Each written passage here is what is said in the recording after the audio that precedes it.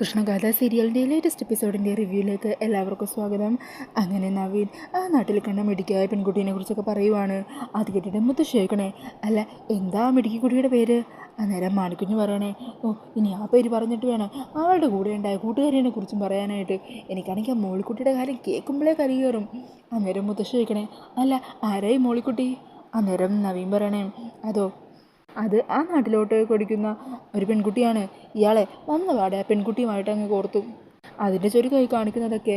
അന്നേരം മുത്തശ്ശി അല്ല മാണിക്കുഞ്ഞ്, നിനക്കിതുവരെ പെൺകുട്ടികളോട് മര്യാദയ്ക്ക് സംസാരിക്കാൻ അറിയില്ലേ? എൻ്റെ മുത്തശ്ശി അവരുടെ സംസാരം ഒന്ന് കേൾക്കണമായിരുന്നു. മറ്റേ പെൺകൊച്ചിൻ്റെ നേരെ ഓപ്പോസിറ്റ് ഇവളുടെ സ്വഭാവം, ഒരുമാതിരി കച്ചറ സ്വഭാവം. അവളെക്കുറിച്ച് എനിക്കൊന്നും പറയാനില്ല. ഇങ്ങനെ ഉണ്ടാവുമോ പെണ്ണുങ്ങളൊക്കെ? അന്നേരം മാണിക്കുഞ്ഞിനോട് സുമിത്ര മാണിക്കുഞ്ഞ് ഇതെല്ലാം എടുത്തിട്ട് വാ. അങ്ങനെ മാണിക്കുഞ്ഞ് അതെല്ലാം പൊക്കി അകത്തേക്ക് പോകുവാണ്ടോ. ഈ സമയം മുത്തശ്ശി ചോദിക്കണേ, മോനെ ഈ യാത്ര നിനക്ക് സന്തോഷമുള്ളതായിരുന്നോ? പിന്നല്ലാതെ കുറേ അധികം വ്യത്യസ്തമായിട്ടുള്ള സ്ഥലങ്ങളൊക്കെ കാണാൻ പറ്റിയില്ലേ? നല്ല ആൾക്കാരുമായിരുന്നു അവിടെ. അതിൻ്റെ യാത്ര ചെയ്ത് വന്നതിൻ്റെ ചെറിയ ക്ഷീണമൊക്കെ ഉണ്ട്. ഞാൻ ഒന്ന് ചെന്ന് ഫ്രഷ് ആകട്ടെ.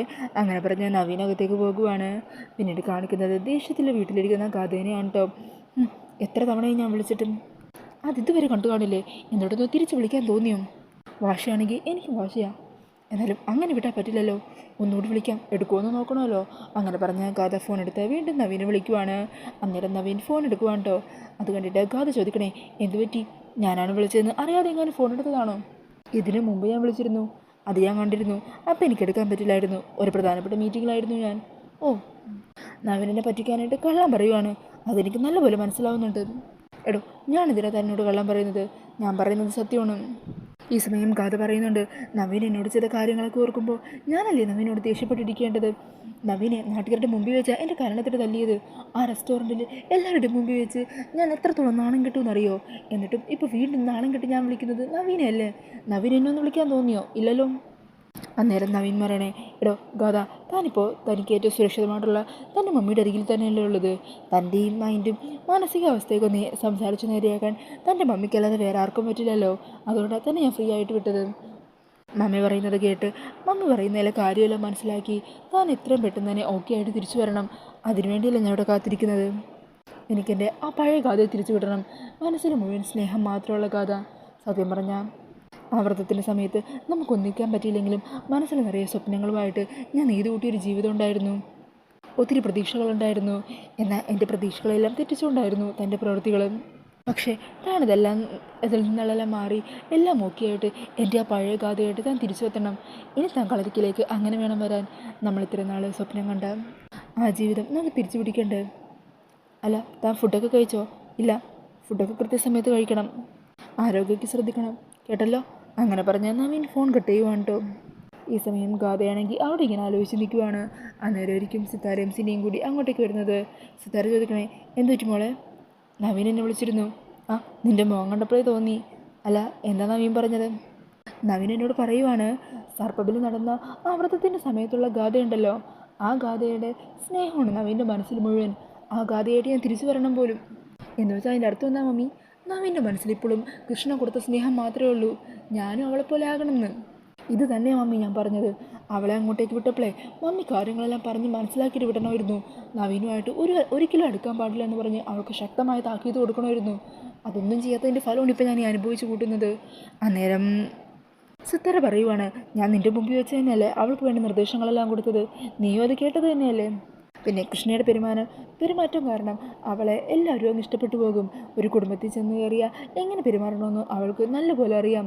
അത് കേട്ട് ഗാഥ പറയണേ, ഓ ഇത് തന്നെ ഞാൻ പറഞ്ഞത്.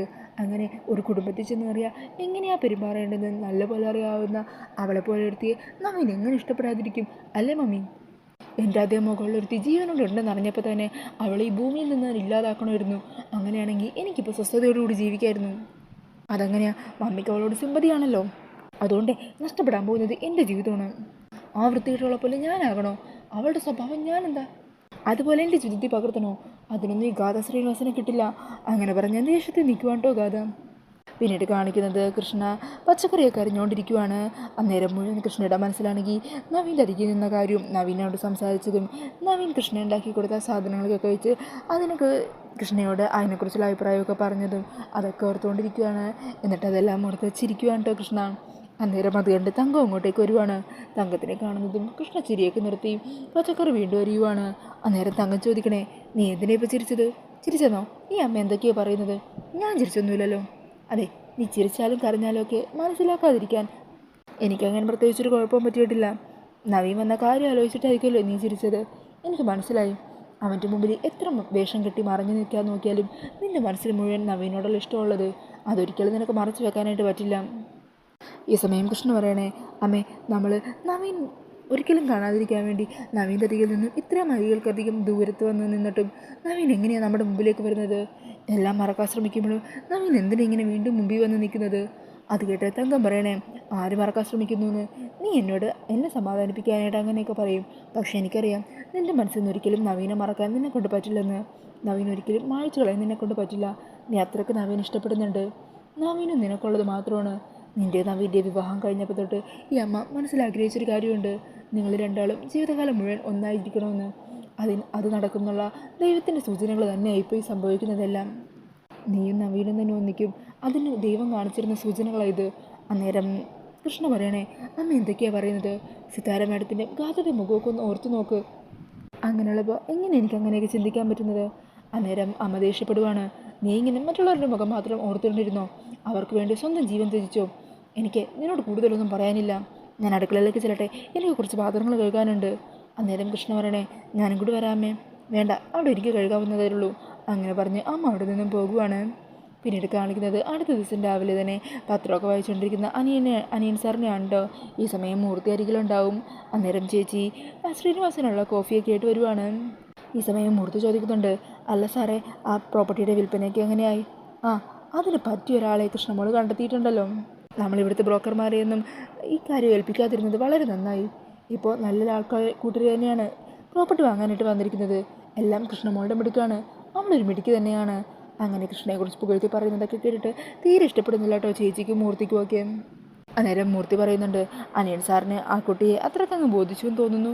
പിന്നല്ലാതെ എന്ത് നല്ല സ്വഭാവവും, എല്ലാവരോടും നല്ലപോലെ പെരുമാറാനും അറിയാം. മാത്രമല്ല ഞാൻ എൻ്റെ മോളെ അന്വേഷിച്ച് നടക്കുവാണല്ലോ. ചേച്ചിക്കറിയോ, കൃഷ്ണയ്ക്ക് എൻ്റെ മോളുടെ അതേ പ്രായമാണ്. സത്യം പറഞ്ഞാൽ അവളെ കാണുമ്പോൾ എൻ്റെ മോളെ കാണുന്നത് പോലെ തന്നെയാണ് എനിക്കും തോന്നുന്നത്. അന്നേരം ചേച്ചി ചോദിക്കണേ, അല്ല ശ്രീനിവാസ്, നീ പറയുന്നതൊക്കെ കേട്ടാൽ തോന്നും നിനക്കിനി മോളെ കണ്ടുപിടിക്കാൻ പറ്റില്ലെങ്കിൽ ആ കുട്ടിയെ മോളുടെ സ്ഥാനത്തങ്ങ് പ്രതിഷ്ഠിച്ച് കളയുമെന്ന്. അന്നേരം ശ്രീനിവാസൻ ചിരിച്ചുകൊണ്ട് പറയണേ, എനിക്കെൻ്റെ മോളെ കാണുന്നത് അങ്ങനെ അങ്ങ് നിർത്തിക്കളയാൻ പറ്റുമോ? ഇല്ലല്ലോ. എൻ്റെ ഈ ജീവിതം പൂർണ്ണമാകണമെങ്കിൽ അവൾ എൻ്റെ കൺമുമ്പിൽ കണ്ടെത്തണം. അവൾ എനിക്ക് എൻ്റെ നെഞ്ചോട് ചേർത്ത് നിർത്തണം. എൻ്റെ അന്വേഷണങ്ങൾ ഞാൻ ഒരിക്കലും അവസാനിപ്പിച്ചിട്ടില്ല ചേച്ചി. സ്ഥലത്തിൻ്റെ ബാക്കി കാര്യങ്ങളൊക്കെ എങ്ങനെയാണ് സാർ? അതൊക്കെ ഉടനെ രജിസ്ട്രേഷൻ ചെയ്യണ്ടേ? ആ, അതിൻ്റെ കാര്യങ്ങളെല്ലാം കൃഷ്ണമോൾ തന്നെ നോക്കിക്കോളും. അവളും മിടുക്കിയാണ്.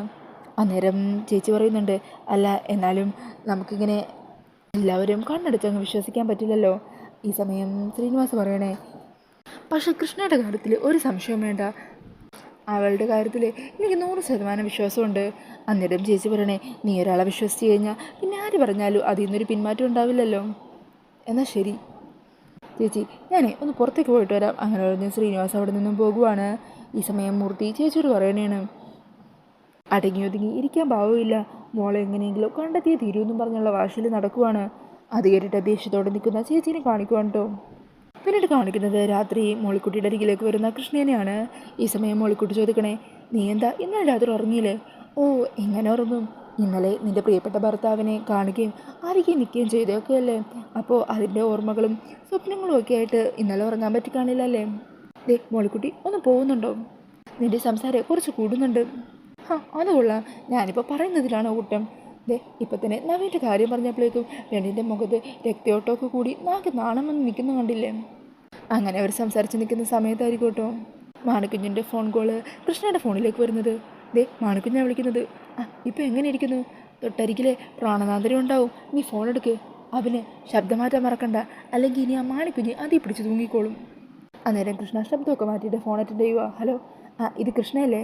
നവീൻ സാറേ എൻ്റെ കൂടെയുണ്ട്, ഞാൻ സാറിന് കൊടുക്കാം. അങ്ങനെ പറഞ്ഞ മാണിക്കുഞ്ഞ് ഫോൺ നവീൻ്റെ കൈ കൊടുക്കുവാണ് കേട്ടോ.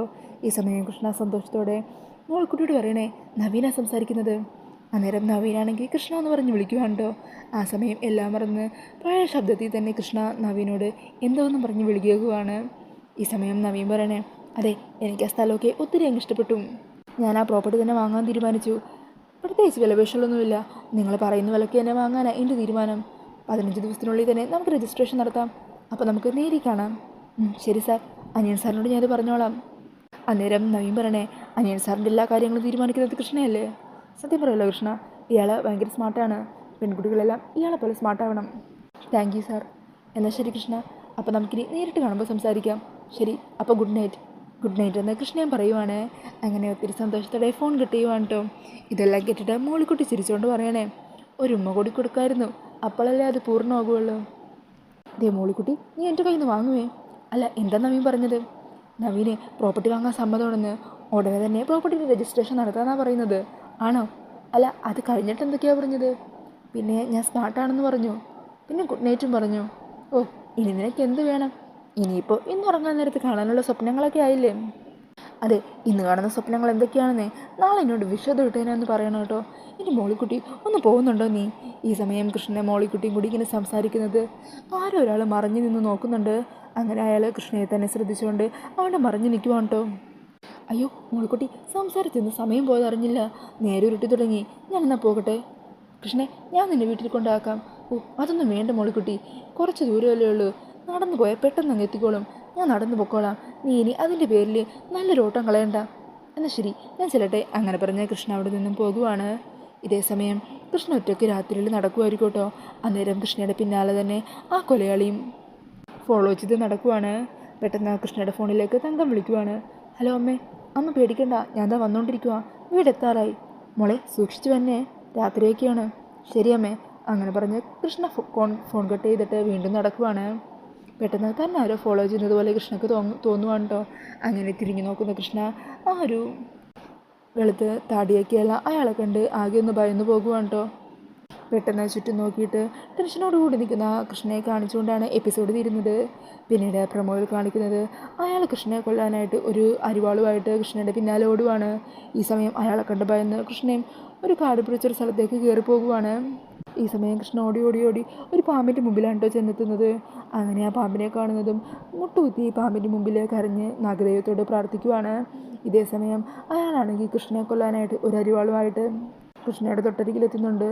അങ്ങനെ കൃഷ്ണയുടെ രക്ഷയ്ക്ക് നാഗം തന്നെ എത്തുവാണെന്നാണ് തോന്നുന്നത്. മിക്കവാറും ഇയാളെ വിട്ട് കൃഷ്ണയെ കൊല്ലാൻ ശ്രമിച്ചത് ശ്രീനിവാസിൻ്റെ ചേച്ചി തന്നെ ആകാനാണ് സാധ്യത. പിന്നീട് പ്രമോയിൽ കാണിക്കുന്നത് ശ്രീനിവാസും കൃഷ്ണയും തമ്മിൽ സംസാരിക്കുന്നതാണ്. അന്നേരം കൃഷ്ണ പറയണേണ്, ജീവൻ രക്ഷിച്ച ആളെ രക്ഷിതാവല്ലേ കാണേണ്ടത്. അങ്ങനെ നോക്കുമ്പോൾ അനിയൻ സാർ എനിക്ക് എൻ്റെ രക്ഷിതാവ് തന്നെയാണ്. എനിക്കെൻ്റെ അച്ഛൻ്റെ സ്ഥാനത്ത് തന്നെയാണ്. ഞാൻ അങ്ങനെ തന്നെയാണ് സാറിനെ കാണുന്നതും. കൃഷ്ണയുടെ വാക്കുകളൊക്കെ കേൾക്കുമ്പോൾ ശ്രീനിവാസന് ഒത്തിരി സന്തോഷമാകുവാണ്. പിന്നീട് അനിയൻ സാറിനെ കുറിച്ച് വീട്ടിലെത്തി കൃഷ്ണ അമ്മയോടും പറയുന്നുണ്ട്. ആദ്യം അനിയൻ സാറിനെ കണ്ടപ്പോൾ എൻ്റെ ജീവൻ രക്ഷിച്ച സാറാണ്, പിന്നീട് രക്ഷിതാവും. ഇപ്പോൾ അതിൻ്റെ മുകളിലുള്ളൊരു സ്ഥാനമാണ് എൻ്റെ മനസ്സിൽ. നമ്മുടെ കൂടെ എപ്പോഴും ഉണ്ടാകും എന്നുള്ളൊരു തോന്നലുണ്ട്. അങ്ങനെ അനിയൻ സാറിനെ കുറിച്ചുള്ള കൃഷ്ണയുടെ വാക്കുകളൊക്കെ കേട്ട് സന്തോഷത്തോടെ കേട്ടുകൊണ്ട് നിൽക്കുവാണ് കേട്ടോ തങ്കം. അപ്പോൾ അതൊക്കെയാണ് ലേറ്റസ്റ്റ് പ്രൊമോയിൽ കാണിക്കുന്നത്. ഈ ഒരു റിവ്യൂ ഇഷ്ടമായിട്ടുണ്ടെങ്കിൽ മറക്കാതെ വീഡിയോ ഒന്ന് ലൈക്ക് ചെയ്യണേ. ഇതുപോലുള്ള കൂടുതൽ റിവ്യൂസിനായിട്ട് ഈ ചാനലൊന്ന് സബ്സ്ക്രൈബ് ചെയ്തും കൂടി സപ്പോർട്ട് ചെയ്യണേ. താങ്ക്